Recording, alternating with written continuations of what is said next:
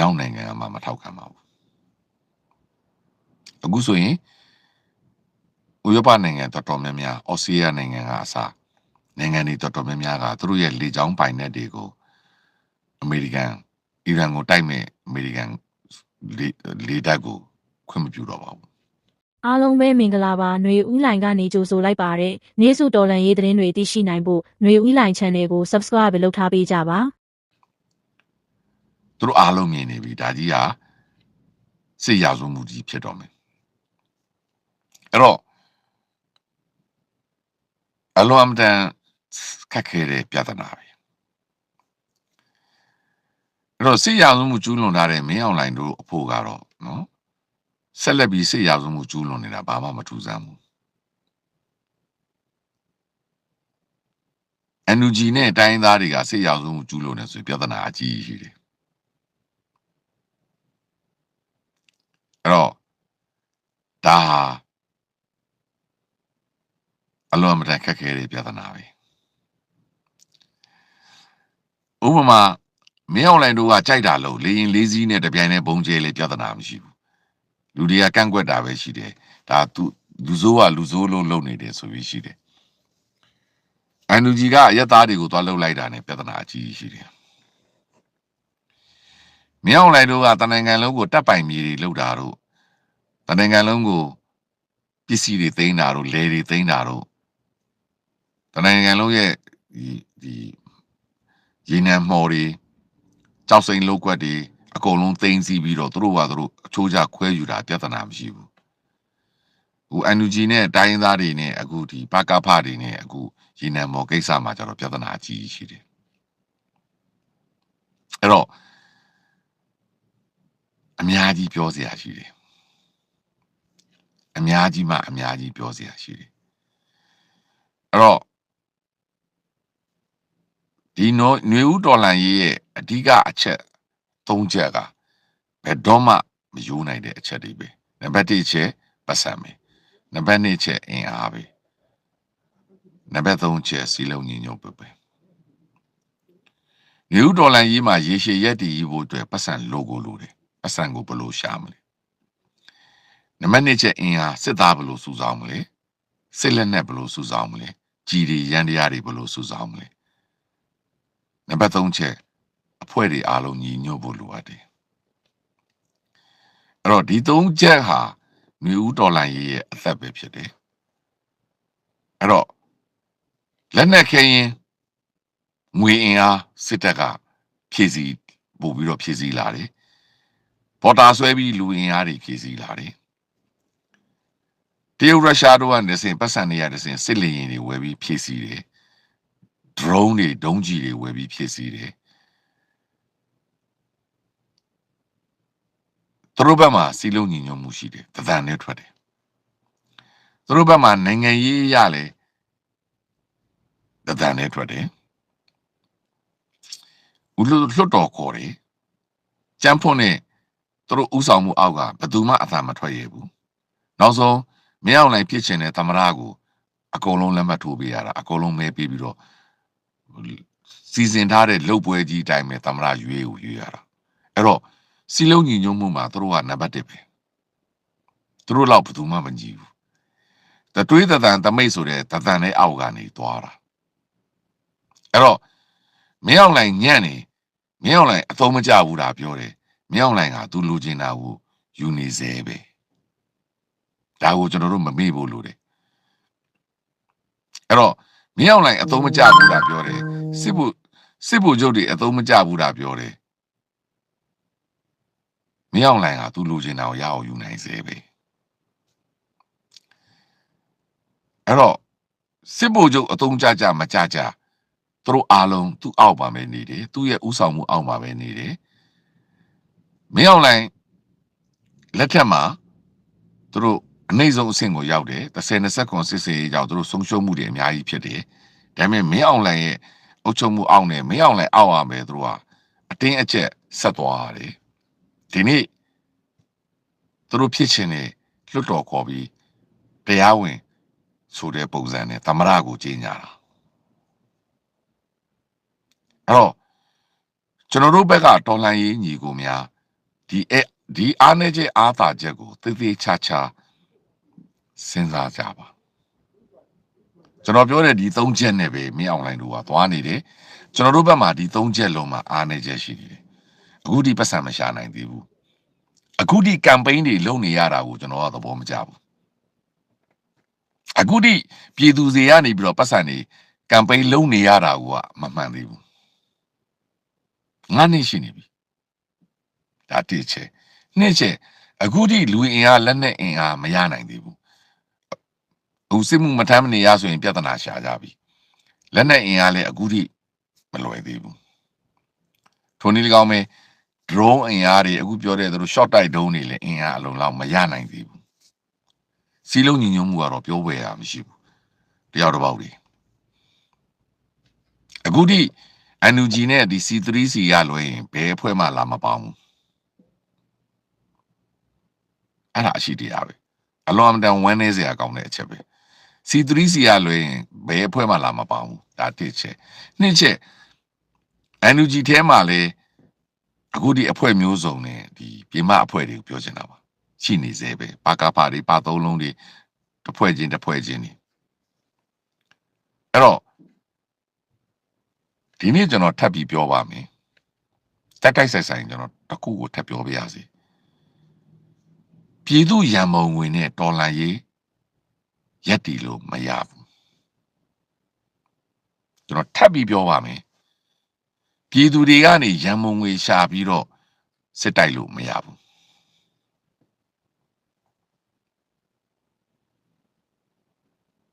အဲ့ဒါဒီ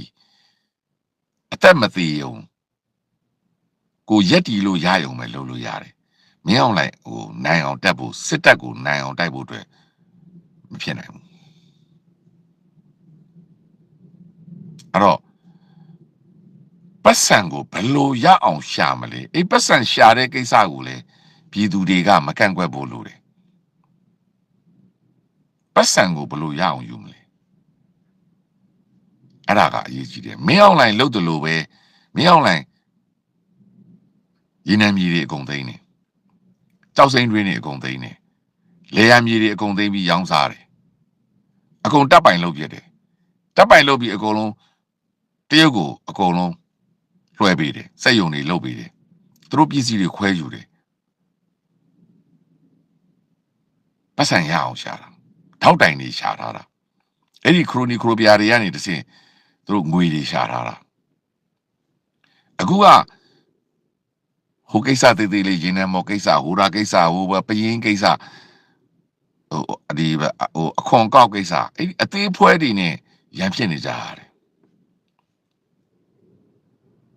အဲ့တော့ပြည်သူစီကကောက်ခံတဲ့ရန်ပုံငွေတွေနဲ့အလှခံနဲ့မင်းအောင်လိုင်းကိုနိုင်အောင်မတိုက်နိုင်ဘူးအဲ့ဒါဒီအလွန်အမတန်အရေးကြီးတဲ့အချက်ဖြစ်တယ်နှစ်ချက်လုံလောက်တဲ့စစ်အင်အားနဲ့လက်နက်ခဲရင်မတက်ဆင်ပေးနိုင်ဘဲနဲ့လေဒေါ်လာရေးကအချင်းတစ်ခုကြာမှာ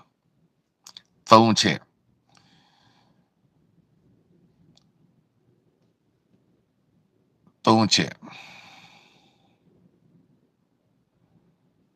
အားလုံးမညီပဲနဲ့စစ်တပ်ကိုနိုင်အောင်တိုက်ဖို့ခက်တယ်အခုထိ9နှစ်ရှိနေပြီပြည်သူတွေအများကြီးပေးဆက်ထားပြီးပြီ2029စစ်စင်ရေးတဲ့ဖြစ်ထားပြီးသားတာတော့အခုထိ K3C နဲ့ NUG ပဲပေါင်းသေးတယ်ဆိုတာလေမလုံလောက်ဘူး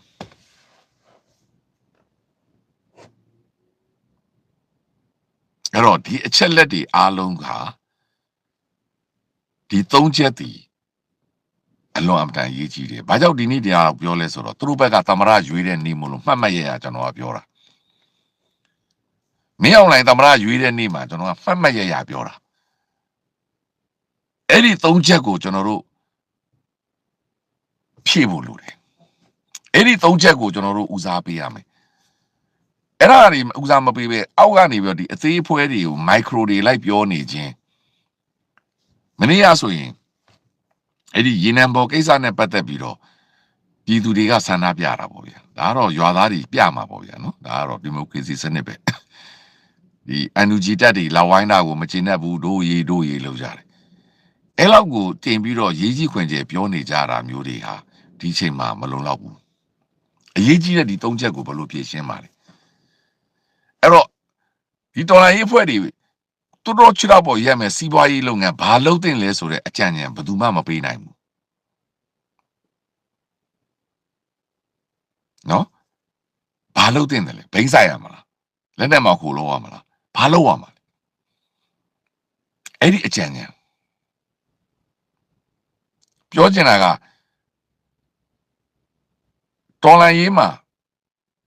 ပြည်သူစီကနေအခွန်ကောက်ခြင်းလိုမှဟိုကမ်ပိန်းဒီကမ်ပိန်းလုပ်ပြီးကောက်ရုံနဲ့စစ်တိုက်လို့မနိုင်ဘူးမဖြစ်နိုင်ဘူးလားနောက်လူအင်အားစုဆောင်မှုလက်နက်ခဲယမ်းတပ်ဆင်မှုလိုအပ်တဲ့အရန်ကြီးတွေစုဆောင်မှုဝယ်ယူမှုလမ်းကြောင်းနောက်တစ်ခုအားလုံးပါမယ်အစုဖွဲ့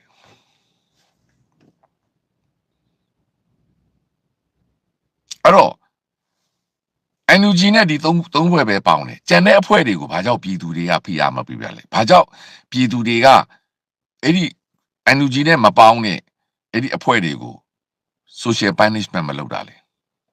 ဘိုင်းကောက်မလုပ်တာလေအပြစ်မပြောကြတာလေ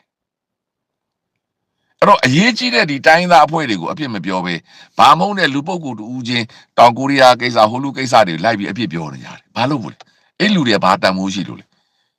သူစစ်ကောင်စီဘောသမားတာကျွန်တော်တို့ကဘာမှအရေးမကြီးဘူး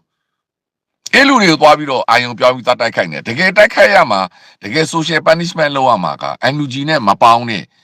လက်နက်ကင်အဖွဲ့တွေကိုဘယ်သူမှအဖြစ်ပြောတာလည်းမရှိဘူးဘယ်သူမှ social punishment လုပ်တာလည်းမရှိဘူးသူတို့ကို NUG နဲ့ပူးပေါင်းဖို့အတွက်ဖိအားပေးတာလည်းမရှိဘူး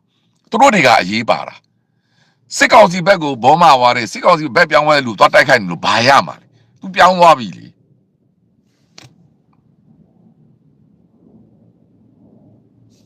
အဲ့တော့ NUG ဘယ်လိုနည်းနဲ့ပတ်စံဦး NUG ကိုရမုံငွေတွေ PRF တွေပဲပြော NUG ဘယ်လိုပတ်စံရှာမလဲဆိုတဲ့အကြံဉာဏ်ကိုဘာကြောင့်ဝိုင်းမပေးကြတာလဲဘာကြောင့်ဝိုင်းပြီးမဆွေးနွေးကြတာလဲ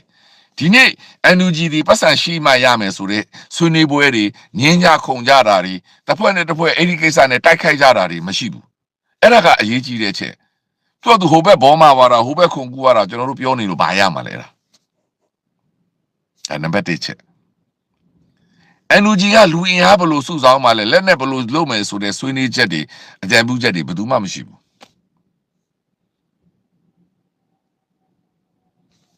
အဲ့တော့အဲ့ဒါတွေကိုမဆွေးနွေးဘဲနဲ့ဒီရေနံမော်ကိစ္စဆန္ဒပြတာကိစ္စအဲ့အသေးဖွဲလေးပသလုံးနဲ့ပါသလုံးနဲ့ပါကဖတွေနဲ့အဲ့ဒါတွေပဲပြောနေတာအဓိကမင်းအောင်လိုင်တို့ဘက်ကကြတော့အဲ့၃ခုလုံးကိုအပိုင်ကင်ထားနိုင်တယ်ပတ်စံတနိုင်ငံလုံးကိုထိန်းချုပ်ထားတာတရားတာကောမတရားတာကောအကုန်လုပ်တယ်အကုန်ရောင်းစားတယ်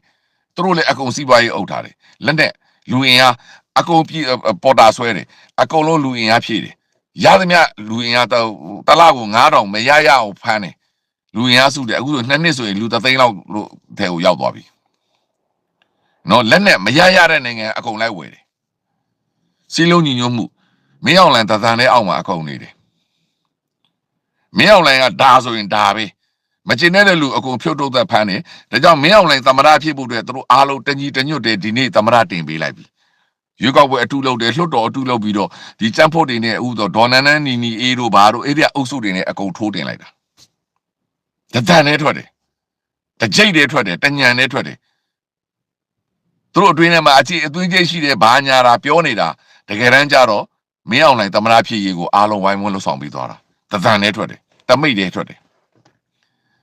စီလုံးသလားမမီးနဲ့ညီသလားမမီးနဲ့မထွက်ရင်လည်းအဲ့လူတွေအကုန်ဖမ်းပါလေ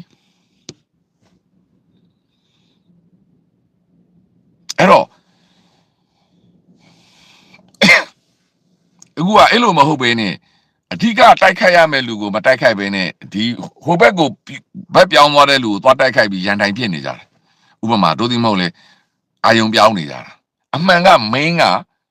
NUG နဲ့ဒီကျန်တဲ့တိုင်းသားအဖွဲ့တွေဘာလို့မပေါင်းတာလဲအဲ့လူတွေကိုကျွန်တော်တို့ပြည်သူတွေက social punishment လုပ်ရမှာအဲ့လူတွေကိုဖိအားပေးရမှာပေါင်းဖို့တဲ့ကျွန်တော်တို့ကဝိုင်းတိုက်တွန်းပေးရမှာ ဟုတ်ရင်မင်းတို့လက်ထက်မကင်နေတော့ငါတို့ပြည်သူတွေမလိုလားဘူးဒီဖွဲ့တွေကိုပြောတင်တာဥပမာပြောချင်တာအဲ့ဒါမျိုးလည်းမရှိဘူး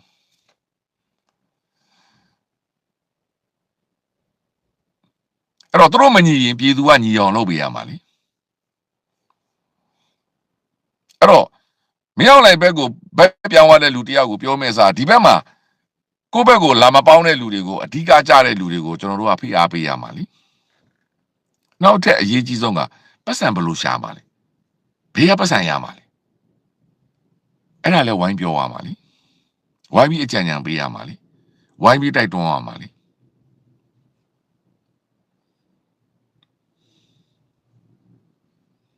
အဲ့တော့အေးဘယ်လိုပတ်စံရှာလဲနမူနာယူတဲ့နေဆိုရင်အေးဘယ်လိုပတ်စံရှာလဲချပြလေ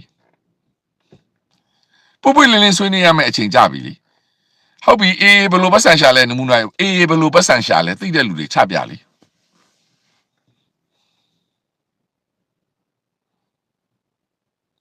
အဲ့ဘလို့ဘာနမူနာယူရမယ်အေးဘလို့ပတ်စံရှာလဲကျွန်တော်လည်းမသိဘူးဘာလဲဘိန်းရောက်တာလားဘာလုပ်တာလဲလက်နဲ့ပေါင်ကိုကူးတာလားကျွန်တော်လည်းမသိဘူးသိတဲ့လူချပြလေကျွန်တော်တို့ဝိုင်းဆွေးနေကြမယ်ဒါတွေကပုပ်ပွေလင်းလင်းဆွေးနေဖို့အချိန်ကြပြီဒါမှကျွန်တော်တို့ NUG နဲ့တော်လိုင်းကြီးတွေပတ်စံဘယ်လိုရှာမယ်ကျွန်တော်တို့ပြောဖို့ပြောရမှာဘာလို့စစ်တပ်ကပေါ်တင်ရှာနေပြီမိမျိုးစုံနဲ့ရှာနေတယ်အဲ့တော့ဘာမို့တဲ့စစ်တပ်ဘက်ကိုဘက်ပြောင်းသွားတဲ့တယောက်နှစ်ယောက်တွေကျွန်တော်တို့ရန်ဖြစ်နေမယ်စားဒီလူတွေအာယုံဆိုင်နေမယ်စားဒီလူတွေခေါင်းထဲထဲမှာဒီကိစ္စကအရေးကြီးတာပတ်စံဘယ်လိုရှာမှာလဲကျွန်တော်တို့ဘက်ကလူဘယ်လိုစုဆောင်းမှာလဲလက်နဲ့ဘယ်ကနေရမှာလဲထုံးလေးကောင်းပဲကျွန်တော်တို့ဘက်ကိုမပေါင်းတဲ့လူတွေအကုန်လုံးမပေါင်းတဲ့အဲ့ဒီတိုင်းသားလက်နက်ကိုင်တွေကိုကျွန်တော်တို့ဘယ်လို social punishment လုပ်မှာလဲဘယ်လိုသူတို့ဖိအားပေးပြီးပေါင်းခိုင်းမှာလဲဒါတွေကိုကျွန်တော်တို့အာယုံဆိုင်ရမှာလေဒီပတ်သုံးလုံးတွေပကဖတွေအရေးကြီးတာမှမဟုတ်တာဒါတွေကအကိုင်းအဖျားတွေတကယ်မင်းကဒီပြဿနာ၃ခုရှိနေတာအဲ့တော့ဒီမော်ကိစ္စနဲ့ဒီဒိုးရေလုံနေတာကိုလာထောက်ပြနေလို့ဒီအဲ့ဒါကအကိုင်းဖျားတွေဘယ်ပြည်သူမဆိုမကျေနပ်ရင်သူဆန္ဒပြမှာပဲလေအဲ့တော့ဒီ၃ချက်ပတ်စံအင်အားစီးလုံးညီညွတ်မှုကိုကျွန်တော်တို့အာယုံစိုက်တင်တယ်တော်လန်ရေးကိုတကယ်နိုင်ခြင်းလဲဆိုရင်ဒီ၃ခုကိုကျွန်တော်တို့အာယုံစိုက်သင့်ပြီသေချာတစ်ခုကကျွန်တော်ဒီနေ့မှတ်မှတ်ရကျွန်တော်ပြောမယ်မင်းအောင်လိုင်းသမရာဖြစ်တဲ့နေ့ရန်ပုံငွေနဲ့ပြည်သူပတ်စံနဲ့ရန်ပုံငွေရှာပြီးမင်းအောင်လိုင်းကိုနိုင်အောင်တိုက်ဖို့ဆိုတာမဖြစ်နိုင်ဘူးအလွန်အမတန်ခက်ခဲတယ်အချိန်တွေနှစ်100လောက်ယူရလိမ့်မယ်အဲ့ဒါကတကယ်အရှိတရားပဲကျွန်တော်တို့9နှစ်ရှိပြီတမီမွေးရင်ကြားစားရင်တဲ့အားလုံးကျွန်တော်တို့စကားပုံရှိပါတယ်ကျွန်တော်တို့ကပေးလိုက်စစ်သက်တိုက်လဲကုံဝါလိုက်ကျွန်တော်တို့ကပေးလိုက်စစ်သက်တိုက်လဲကုံဝါလိုက်အဲ့ဒါနဲ့ပဲတန်တရားလဲနေတယ်ရှေ့ကိုမရောက်ဘူးအဲ့တော့သေသေးချာချာတစ်ခုခုစဉ်းစားဖို့လိုနေပြီအဲ့ဒါကိုဝိုင်းပြီးတော့အကြံဉာဏ်ပေးဖို့လိုနေပြီနောက်တစ်ခုလူအင်အားဘယ်လိုစုမှာလဲလက်နက်တွေဘယ်လိုရမှာလဲဒါနောက်တစ်ချက်ကဘယ်လိုစီးလုံးမှုတွေလောက်ကြမလဲမပါတဲ့အဖွဲ့တွေကိုဘယ်လိုအေးအေးယူမှာလဲအခုကခက်တီတီပဲမပါတဲ့အဖွဲ့တွေကရှမ်းလည်းမပါဘူးအခုဆိုမွန်လည်းမပါသေးဘူးကိုကန်တွေဝါတွေတောင်းပလောင်လည်းမပါဘူးသူတို့တွေကဒီနိုင်ငံမှာဆရာကြီးလို့ပါလို့နဲ့ပြီးတော့ကရင်ကအဖွဲ့တွေတချို့အဖွဲ့တွေမပါသေးဘူးဒါတွေကိုကျွန်တော်တို့ဘယ်လိုပြောမှာလဲဘယ်လိုဖိအားပေးမှာလဲ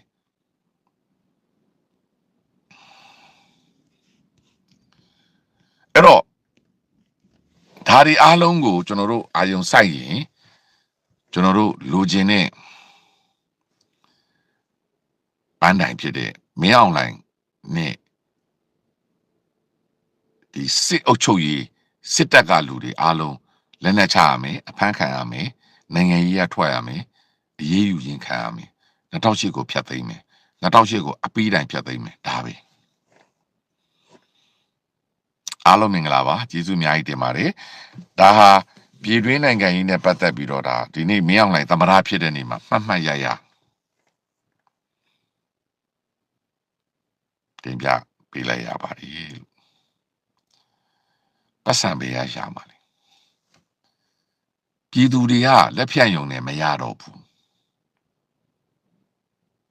ဒါကိုကျွန်တော်တို့အာယုံဆိုင်ဖို့လိုတယ်9နှစ်ရှိပြီမ လုံလောက်ဘူးအဲ့တော့အားလုံးမင်္ဂလာပါကျေးဇူးများကြီးတင်ပါတယ်